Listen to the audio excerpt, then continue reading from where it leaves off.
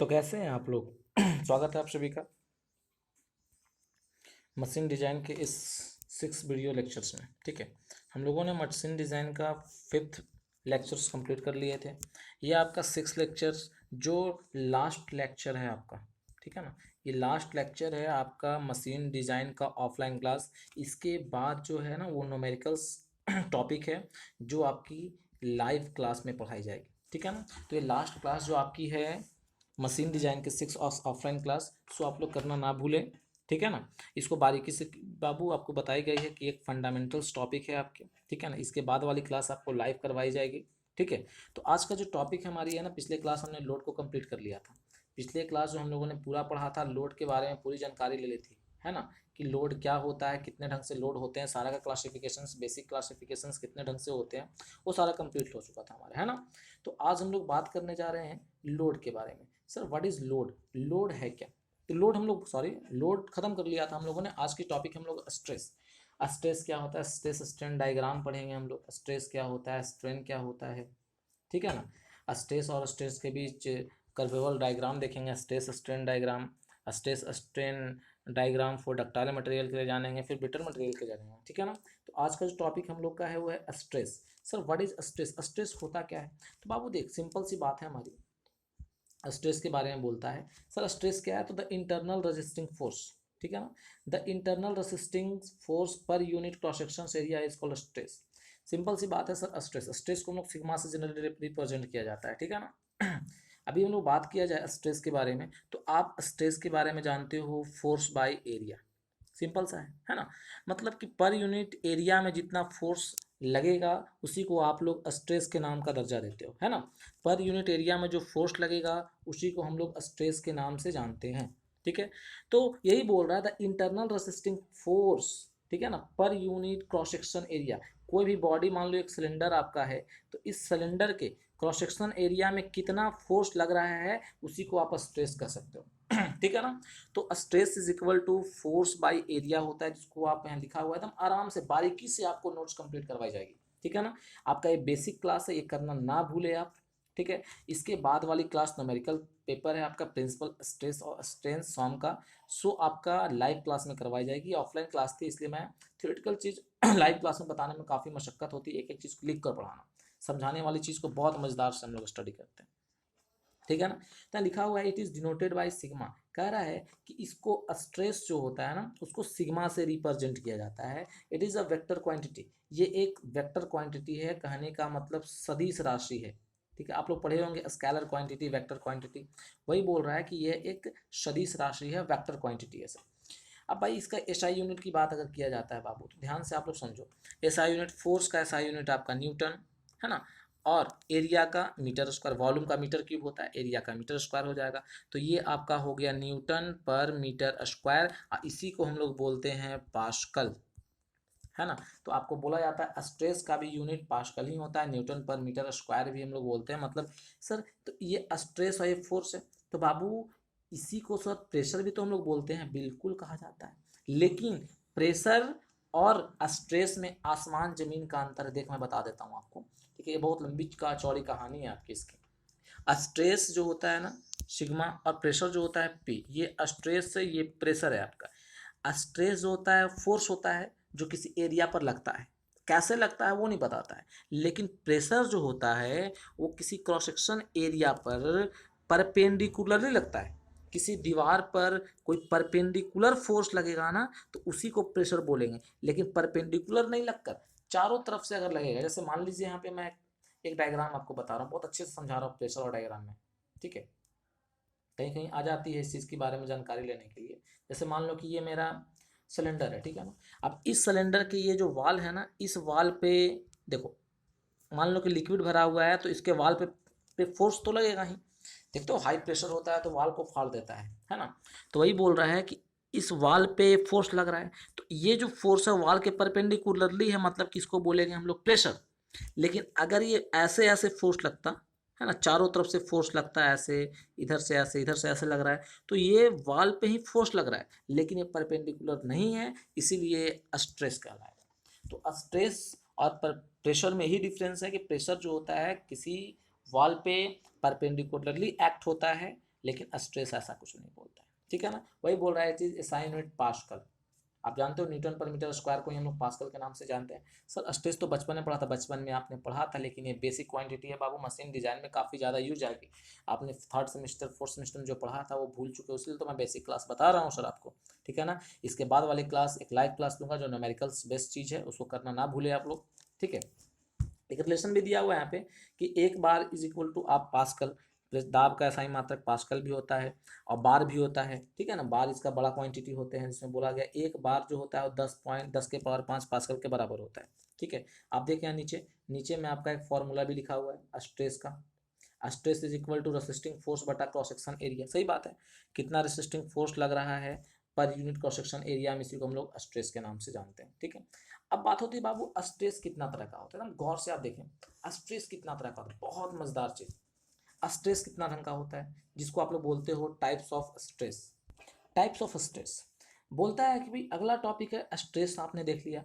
Next है types of stress. Stress जो होता है ना वो क्या होता है, सिंपल सी बात है, स्ट्रेस क्या होता है। तो स्ट्रेस क्या होता है आपने देखा, types of stress. Babu stress generally दो तरह का होता है, ठीक है। स्ट्रेस जनरली दो तरह का होता है, एक होता है डायरेक्ट स्ट्रेस, हाँ एक होता है इनडायरेक्ट स्ट्रेस। एकदम जान से समझो, एकदम ध्यान से बारीकी से मैं आपको बता रहा हूँ।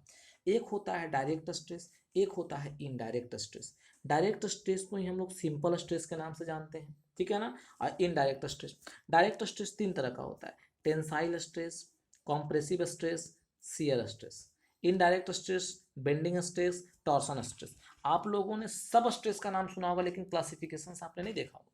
आप ये नहीं जानते हो कि दो तरह का स्ट्रेस होता है, डायरेक्ट इनडायरेक्ट। यही तो है सब बेसिक पकड़ने के लिए आपको। आपको कोई मशीन पे कंपोनेंट पे बोल देगा कि इस पे डायरेक्ट स्ट्रेस लगता है कि इनडायरेक्ट स्ट्रेस लगता है, आपको पता ही नहीं है कि डायरेक्ट स्ट्रेस किस कैटेगरीज में आते हैं, इनडायरेक्ट स्ट्रेस किस कैटेगरीज में आते हैं। तो डायरेक्ट स्ट्रेस में आपका टेंसाइल आ जाता है, कॉम्प्रेसिव आ जाता है, शियर आ जाता है, ठीक है ना। टेंसाइल क्या होता है, कॉम्प्रेसिव क्या होता है, तो इंतजार करें, इंतजार के बाद सब मिलेगा सर आपको। इनडायरेक्ट स्ट्रेस में दो तरह के होते हैं, एक होता है बेंडिंग स्ट्रेस, एक होता है टॉर्सन स्ट्रेस, ठीक है ना। अब मैं बात करता हूँ एक एक स्ट्रेस के बारे में। टेंसाइल स्ट्रेस क्या होता है, कॉम्प्रेसिव स्ट्रेस, सबके बारे में लोग जानेंगे। तो टाइप्स ऑफ स्ट्रेस आप लोगों ने देखा, स्ट्रेस क्या होता है, कितने ढंग के होते हैं। मेरे को आज दो ही टॉपिक पढ़नी है सर, ठीक है ना, जो सबसे ज़्यादा इंपॉर्टेंट है। एक पढ़ेंगे स्ट्रेस, एक पढ़ेंगे स्ट्रेन। तो स्ट्रेस क्या होता है जो हम लोगों ने पढ़ लिया, टाइप्स ऑफ स्ट्रेस देखते हैं। तो पहले इसके बाद स्ट्रेस का टॉपिक तो जान लिया, उसके बाद स्ट्रेन देखेंगे, उसके बाद हम लोग इसके टाइप्स पे क्लासिफिकेशन पे डिस्कस करेंगे, ठीक है ना सर। तो स्ट्रेस हो गया हमारा, नेक्स्ट टॉपिक है सर स्ट्रेन का। बाबू स्ट्रेन क्या होता है, सबसे बड़ी चॉइस है स्ट्रेन।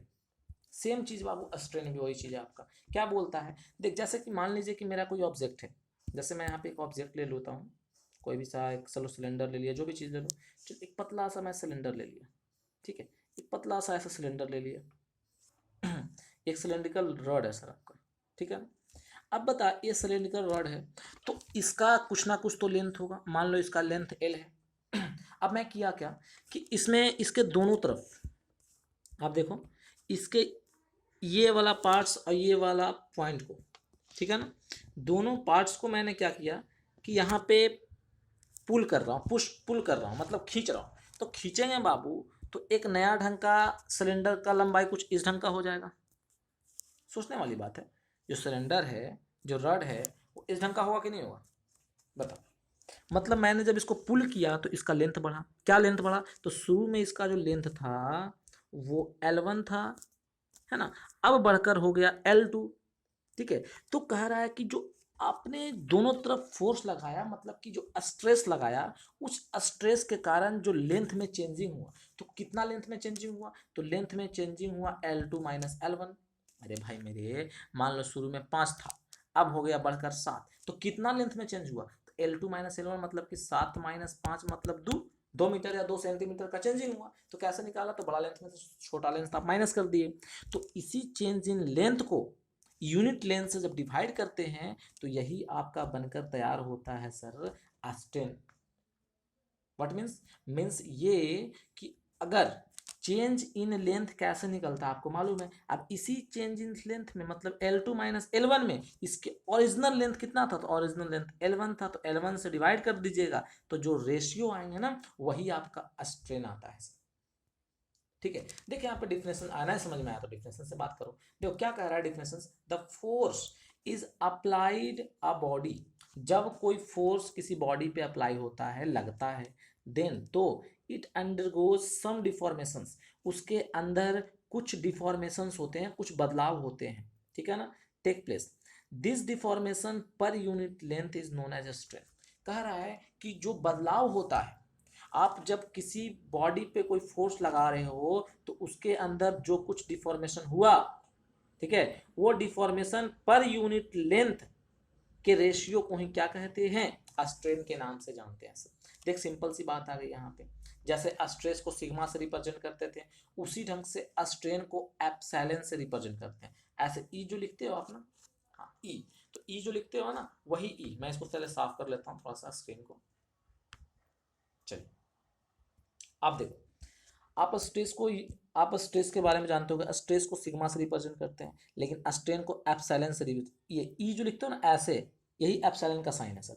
कभी कभी आपने देखा होगा एप्सिलॉन नॉट, ई नॉट, ये ई नॉट नहीं एप्सिलॉन नॉट कहा जाता है। ये प्रेसनेबिलिटी होते हैं, आप पढ़े होगे फिजिक्स में, ठीक है ना, वही आपका एप्सिलॉन बोला जाता है। तो यही आपका डेल एल, यहाँ रिलेशन निकला है एप्सिलॉन बराबर, है ना, डेल एल बटा एल। डेल एल मतलब, डेल का मतलब होता है स्मॉल चेंजिंग, यहाँ पे देख साइन लगा हुआ है डेल एल, डेल का मतलब होता है स्मॉल चेंजिंग, ठीक है ना, तो स्मॉल चेंज ऑफ किस में, लेंथ में बटा ओरिजिनल लेंथ, मतलब डेल एल का जो वैल्यू होगा वो होगा L2 माइनस L1 और बटा में क्या है L1, इसी के रेशियो को क्या बोला जाता है, स्ट्रेन के नाम से जाना जाता है, ठीक है ना। जैसे आप एप्सिलॉन क्या है, तो एप्सिलॉन आपका स्ट्रेस है, जब वहाँ पे लिखा हुआ एप्सिलॉन, एकदम एक एक लैंग्वेज लिखा गया सर, इसको एप्सिलॉन नॉट बोला जाता है, एक एक वर्ड आपको नोट्स को मैं वेरीफाई आपको करवा रहा हूँ। डेल एल क्या है, तो del L small change in length है बॉडी में, एल क्या है, ओरिजिनल लेंथ है सर। सर इसका एसआई यूनिट बताइए, जैसे कि आप स्ट्रेस का एसआई यूनिट होता है न्यूटन पर मीटर स्क्वायर, तो स्ट्रेन का भी तो होता होगा, नहीं भाई स्ट्रेन का क्यों नहीं होता है, देखिए यहाँ पे अभी मैंने बताया स्ट्रेन का आपको, तो स्ट्रेन का होता है L2 माइनस L1 बटा L1, तो चेंज इन लेंथ मतलब कि मीटर में आंसर होगा, और नीचे भी मीटर, तो जब ऊपर भी लेंथ है नीचे भी लेंथ है तो दोनों मीटर मीटर कट गया, तो वन मतलब कि यूनिटी, मतलब strain is a unit less quantity, है ना, स्ट्रेस जो है वो यूनिट लेस क्वांटिटी है सर। तो इसीलिए स्ट्रेस का कोई, स्ट्रेन का कोई माई बाप नहीं होता, मतलब इसका कोई ऐसा यूनिट नहीं होता सर। अब दो पॉइंट की मैं बात करता हूँ, ठीक है, दो पॉइंट कौन सी है उसके बारे में थोड़ी सी चर्चा हम लोग कर लेते हैं। चलिए स्ट्रेस देख लिया, स्ट्रेन देख लिया, अब जो देखना है हम लोग को ना वो है स्ट्रेस और स्ट्रेन डायग्राम के बारे में, ब्रिटल मटेरियल के लिए जानेंगे। और दो, आप लोग जानते हो कि स्ट्रेस स्ट्रेन डायग्राम दो तरह के मटेरियल के जानते हैं, एक होता है ब्रिटल मटेरियल, एक होता है डक्टाइल। ब्रिटल मटेरियल क्या होता है, डक्टाइल क्या होता है ना, डक्टाइल मतलब जो फ्लेक्सिबल मटेरियल होते हैं, ब्रिटल मटेरियल बोलते हैं जो भंगुर, आप भंगुर पदार्थ को जानते हैं, भंगुर लोहा जिसको बोलते हो आप, ठीक है ना, वो ब्रिटल मटेरियल के नाम से जाना जाता है, ठीक है। अब जो बात आ रही है ना, एक दो पॉइंट्स यहाँ पे नजर आ रही है आप सभी, तो ब्रिटल और मटेरियल और डक्टाइल के बारे में पॉइंट बताएगी, बोल रही है कि अप टू 5%, ये देखो अप टू का मतलब होता है जहां तक, कहाँ तक, तो 5 तक, है ना, अप टू 5% मतलब 0 से लेके 5% तक, 0 से लेके 5% मतलब अप टू 5% तक अगर डिफॉर्मेशन होता है तो मटेरियल जो है ना वो आपका ब्रिटल मटेरियल में गिनती आती है। जैसे कोई मटेरियल है, आप किसी मटेरियल को तुम खींच रहे हो, ठीक है, अब किसी मटेरियल को आप खींच रहे हो, अब खींचने के बाद जितना भी लेंथ है, अगर उसका 5% ही इलोंगेशन उसमें होता है ना, 5% ही इलोंगेशन होता है, तो 5% के बाद अगर वो ब्रेक कर जाए तो हम बोलेंगे कि वो ब्रिटल मटेरियल है। ब्रिटल मटेरियल में 5% से ज़्यादा इलोंगेशन नहीं होती है सर। नेक्स्ट पॉइंट आपके सामने यहाँ पे नजर आ रही होगी, ठीक है ना, आई एम सॉरी, देखिए नेक्स्ट पॉइंट क्या बोल रहा है, बोलता है कि up to high, up to high deformation from 5%, कहता है कि अगर 5% से ज़्यादा डिफॉर्मेशन होता है, this material is known as ductile material, ठीक है। कहता है कि वैसा मटेरियल जिसमें 5% से ज़्यादा इलोंगेशन होता है, अगर मान लीजिए 100 मीटर लेंथ का कोई रॉड है, तो अगर उसमें 110% तक इलोंगेशन हो रहा है तो वो डक्टाइल में गिनती आएगा, अगर 104 मीटर लंबा हो रहा है मतलब 5% से कम है तो वो डक्टाइल मटेरियल में ही गिनती आएगी उसको, ठीक है ना। अब बाबू बात आती है कि स्ट्रेस स्ट्रेन डायग्राम में रिलेशंस पढ़ना है ना, स्ट्रेस स्ट्रेन डायग्राम दो के लिए हम लोग स्टडी करेंगे, है ना, एक स्टडी करेंगे हम लोग डक्टाइल मटेरियल, तो सबसे पहला पॉइंट वही है stress strain diagram for ductile material, मतलब कि डक्टाइल मटेरियल मतलब इलोंगेटेड मटेरियल जिसको आप इलोंगेशन खींच कर सकते हो 5% से ज़्यादा, ठीक है ना। तो डक्टाइल मटेरियल के लिए जानेंगे स्ट्रेस स्ट्रेन डायग्राम क्या होता है। ठीक है, तो आज का टॉपिक बहुत खूबसूरत कि stress strain diagram for ductile material के लिए। देखो बाबू, डक्टाइल मटेरियल में ये आपका स्ट्रेस स्ट्रेन डायग्राम प्लॉटेड किया हुआ है, एकदम मस्त ढंग से हम लोग देखेंगे आज इसको। ठीक है, आप देखो यहाँ पे दो दो एक्सिस ली गई है, एक आपका वाई एक्सिस लिया गया है, एक आपका एक्स एक्सिस लिया गया है भाई। ठीक है, एक आपका वाई एक्सिस, एक आपका एक्स एक्सिस लिया गया है। ठीक है ना। अब देखो यहाँ पे एक्स एक्सिस और वाई एक्सिस क्या होता है। तो X axis Y axis, X axis पे आपको स्ट्रेस को प्लॉटेड किया गया है और वाई एक्सिस पे आपको स्ट्रेन को प्लॉटेड किया हुआ है, ये देखो आप। ठीक है, एक्स एक्सिस पे स्ट्रेस को प्लॉटेड किया गया है, एकदम गौर से देखेंगे अच्छे से। एक्स एक्सिस पे स्ट्रेस को रिप्रेजेंट किया गया है वाई एक्सिस पे, और एक्स एक्सिस पे स्ट्रेन को रिप्रेजेंट किया गया है। ठीक है ना। अब इसमें एक ग्राफिकल रिप्रेजेंटेशन दिया गया है, उसको जरा गौर से समझेंगे। देखिए यहाँ पे क्या बोल रहा है, कुछ पॉइंट है उसको जरा गौर से देख लेते हैं। कह रहा है कि the stress strain diagram of a ductile material as show in figure. ठीक है, स्ट्रेस स्ट्रेन डायग्राम जो है डक्टाइल मटेरियल का, वो आपको फिगर में शो किया गया है। And also show different stress strain it's corresponding strain. कह रहा है कि अलग अलग स्ट्रेस पर क्या क्या स्ट्रेन हो रहा है उसको वहाँ पे रिप्रेजेंट किया गया है। The stress is plotted along Y axis, stress जो है उसको वाई एक्सिस पे प्लॉटेड किया गया है।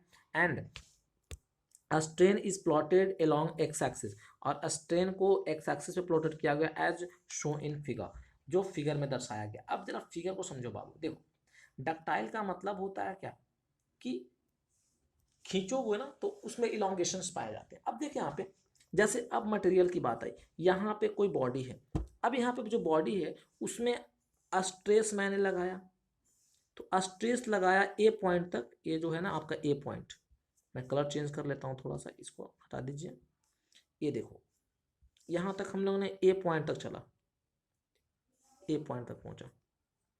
ठीक है, ये आपका ये पॉइंट है। ठीक है, ए पॉइंट तक, ए पॉइंट तक क्या हुआ, ए पॉइंट तक हुआ आपका क्या ना कि जितना स्ट्रेस लगाएं उतना स्ट्रेन हुआ, जितना स्ट्रेस लगाएं उतना स्ट्रेन हुआ। देखो समान स्ट्रेस, यूनिफॉर्म ढंग से हमारा ग्राफ जो है ना वो बढ़ रहा है ना, यूनिफॉर्म ढंग से ग्राफ हमारा इंक्रीज कर रहा है। तो ये बोलता है क्या ना कि जितना स्ट्रेस लगाया उतना स्ट्रेन लगाया, कहाँ पॉइंट, तो पॉइंट वन तक। तो ये जो पॉइंट गया ना, ये जो कर्व गया ना स्ट्रेस स्ट्रेन का, इसको बोलते हैं लिमिट ऑफ प्रोपोर्शनलिटी। देखो लिखा हुआ है लिमिट ऑफ प्रोपोर्शनलिटी। ठीक है, लिमिट ऑफ प्रोपोर्शनलिटी मतलब कि बाबू प्रोपोर्शनलिटी का मतलब कि जितना ज़्यादा स्ट्रेस लगाए उतना ज़्यादा उसमें स्ट्रेन डेवलप किया।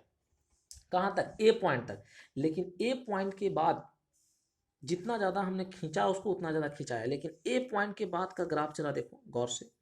ये ग्राफ देखेंगे, ये जो ग्राफ है ना आपका, ये ये लाइन देखो आप, ए से लेकर बी तक। तो ए से लेकर जो बी तक गया है, ये देखो ए से लेकर जो बी तक गया है, ये जो पॉइंट है ना वो इलास्टिक लिमिट पॉइंट है सर। मतलब डक्टाइल मटेरियल बोलते किसको हैं कि ए से लेकर बी तक जो पॉइंट है ना, ये इलास्टिक लिमिट पॉइंट है। कहने का मतलब कि यहाँ तक इलास्टिक प्रॉपर्टी पाया जाता है मटेरियल में। अगर इसमें आप स्ट्रेस लगाएं तो डिफॉर्मेशन होगा, स्ट्रेस जब छोड़ोगे तो स्ट्रेस छोड़ने के बाद वह खुद अपने ओरिजिनल शेप और साइज में आ जाएगा। ठीक है, ओरिजिनल शेप में आ जाएगा, ओरिजिनल साइज में आ जाएगा। कहाँ तक, बी पॉइंट तक। तो इस पॉइंट को बोला गया इलास्टिक लिमिट पॉइंट। ठीक है, यहीं तक जीरो से ए तक आ सकता था, मैक्सिमम लिमिट था इसका। ये से जो जीरो से लेके ओ से जो ए तक गया है ना, इसमें जितना स्ट्रेस लगा है उतना स्ट्रेन लगा है। लेकिन ए से बी तक में ऐसा नहीं हुआ, थोड़ा सा स्ट्रेस लगाए हैं तो थोड़ा सा स्ट्रेन हुआ है ना। देखो इतना स्ट्रेस लगाया, स्ट्रेस इतना ही लगाए हम लोग, स्ट्रेस इतना लगाए तो स्ट्रेन थोड़ा ज़्यादा हुआ है ना। मतलब कम स्ट्रेस पे ज़्यादा स्ट्रेन हुआ है। लेकिन ये बी पॉइंट तक ही इलास्टिक लिमिट फॉलो करेगा, इसके बाद जो फोर्स अगर आप लगाओगे तो इलास्टिक लिमिट से बिल्कुल हट जाएगा सब। अब थर्ड पॉइंट बोलता है बी से सी तक। बी से सी तक क्या है कि थोड़ा सा स्ट्रेस लगा रहे हो ना, थोड़ा सा स्ट्रेस लगा रहे हो तो स्ट्रेन काफ़ी ज़्यादा हो रहा है। आप देखो अच्छे से, थोड़ा सा स्ट्रेस लगा रहे हो। आप देखिए इस पॉइंट की बात करो पहले। ठीक है, आप इस पॉइंट की बात करो ए से लेकर बी तक। तो ए से लेकर बी तक यहाँ लिमिट एक जोन बना दिया गया है। ये जो जोन है ना वो इलास्टिक जोन को फॉलो करता है। इलास्टिक जोन मतलब कि इसमें इलास्टिक प्रॉपर्टी पाया जाता है। ओ से लेकर ए तक आप जो इलोंगेशन कर दिए हो तो यहाँ तक इलास्टिक प्रॉपर्टी उस ऑब्जेक्ट में पाया। जैसे रबड़ को देखो, रबड़ को खींचते हो नहीं टूटता है, और खींच तो नहीं टूटता है, लेकिन एक लिमिट तक ही खींचना है ना, ज़्यादा खींचोगे तो ब्रेक कर जाएगा। तो वही आपका इलास्टिक रबड़ का, रबड़ के बारे में हम लोग को सोचना है, ठीक है। जैसे कि आप यहाँ पे देखो गौर से, बी से सी तक क्या है, तो बी से सी तक जो है ना बाबू, बी से सी वाला जो पॉइंट है आपका, यहाँ देखो बी से सी, तो बी से सी वाला जो पॉइंट है आपका ना, ये अपर इल्ड पॉइंट है। मतलब बी के बाद, ये देखो बी के बाद जोन चेंज हो गया सर, देखो यहाँ ध्यान से, बी से लेकर, ये बी से लेकर लास्ट जोन जो गया है ना यहाँ तक प्लास्टिक जोन है। ये प्लास्टिक जोन क्या होता है तो आप खुद समझ सकते हो, इलास्टिक जोन और प्लास्टिक जोन। प्लास्टिक जोन बोलते हैं वैसा जोन को जहाँ पे इलास्टिक प्रॉपर्टी नहीं होता है, मतलब डिफॉर्मेशन होने के बाद स्ट्रेस आप हटा भी दीजिए, एक्सटर्नल लोड हटा भी दीजिए, मतलब कि उसमें कोई रिगेन शेप में नहीं हो पाएगा, जैसा शेप है वैसा शेप में वो रह जाएगा सर। एक देख अपर इल्ड पॉइंट है, ये अपर इल्ड पॉइंट और लोअर इल्ड पॉइंट क्या होता है, दो तरह का पॉइंट है। हल्का स्ट्रेस लगाया तो सी पॉइंट तक गया, स्ट्रेन हुआ। अब स्ट्रेस हम लगा भी नहीं रहे तो स्ट्रेन देखो नीचे की ओर स्ट्रेन हो रहा है। तो जो ऊपर वाला पॉइंट है इसको अपर इल्ड पॉइंट बोला गया, और नीचे वाला जो पॉइंट है इसको बोला गया लोअर इल्ड पॉइंट। ये अपर इल्ड पॉइंट, ये लोअर इल्ड पॉइंट। अपर इल्ड पॉइंट मतलब कि कम स्ट्रेस लगाएं लेकिन ज़्यादा स्ट्रेन हो गया, ठीक है, ये डिस पॉइंट पर। अब मैं बात करता हूँ इस पॉइंट पे, डी से ई तक गया, ई से एफ तक गया, तो पहले डी से लेकर ई तक जो गया है ना ग्राफ, इसके बारे में बात करते हैं। ये जो है ना बाबू पॉइंट ऑफ अल्टीमेटेड स्ट्रेस। ये पॉइंट ऑफ अल्टीमेटेड स्ट्रेस क्या होता है कि आपने स्ट्रेस लगाया ना तो ऑब्जेक्ट में स्ट्रेन हुआ, इसी को बोलते हैं नॉकिंग। आप जो नॉकिंग मतलब समझते हो कि जैसे कि मान लीजिए कोई ऑब्जेक्ट है, ठीक है, ये देखो ऐसे मैं एक फिगर ड्रॉ कर रहा हूँ, ये मैं दोनों तरफ से खींच रहा हूँ, तो ये देखो, तो मैं इधर से भी खींच रहा हूँ इधर से भी खींच रहा हूँ, तो बीच वाला जो पार्ट्स है ना, ये देख बीच वाला जो एरिया है वो आपका बहुत ज़्यादा पतली हो गई है, बहुत ज़्यादा थिन हो चुका है, और ज़्यादा ब्रेक करोगे तो और थिन होकर ये क्या हो जाएगा, ब्रेक कर जाएगा। तो ये पॉइंट ऑफ अल्टीमेटेड स्ट्रेस बोलता क्या है ना आपका, कि हद से ज़्यादा अगर आप खींचोगे तो आपका ब्रेक करना निश्चित है सर। हद से ज़्यादा आप उसको अगर खींचोगे तो ब्रेक करना निश्चित है। तो ये आपका पॉइंट ऑफ अल्टीमेटेड स्ट्रेस, मतलब इस पॉइंट पर नॉकिंग की प्रॉपर्टीज स्टार्ट हो जाती है, ठीक है। यहाँ तक जो है ना पॉइंट ऑफ अल्टीमेटेड स्ट्रेस, यहाँ से आपका नॉकिंग का घटना होती है, मतलब कि ऑब्जेक्ट पतला होना स्टार्ट हो जाता है, और वही पतला होना स्टार्ट होता है और आपने स्ट्रेस को रोका नहीं और स्ट्रेस लगाते चल गए, हल्का भी स्ट्रेस लगाओगे तो बॉडी यहाँ पे फ्रैक्चर कर जाएगा, मतलब बॉडी टूट जाएगा। ये है आपका डक्टाइल मटेरियल का पूरा कहानी, ठीक है ना। ये डक्टाइल मटेरियल का एक एक stress, elastic zone, plastic zone क्या होता है, अल्टीमेटेड स्ट्रेस क्या होता है, मैं आपको पीडीएफ नोट्स भेज दूंगा, सारा का डिस्क्रिप्शन अच्छे से वहाँ पे मिल जाएगी आपको, ठीक है ना। तो ये हमारा डक्टाइल मटेरियल के बारे में हो गया। नेक्स्ट है आपका ब्रिटल मटेरियल सर।